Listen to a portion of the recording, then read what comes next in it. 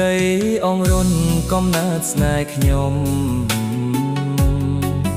បងហើយនឹងមុំសុំស្នេហ៍នឹងគ្នា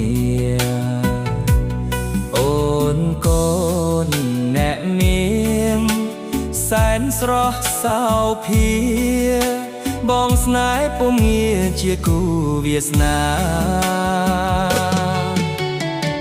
ស្ពានបាយដំណើរនៅជាសាក្សី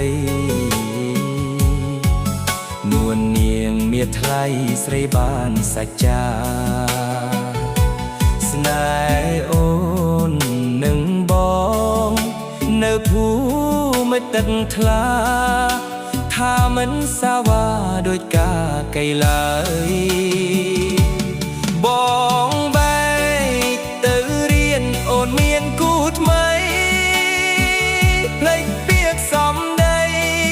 កាបដីចោលបងថ្ងៃកាជីវ៉ាអូនរីករាយក្រៃតែបងរីងរៃស្ទើរខ្សែសងខា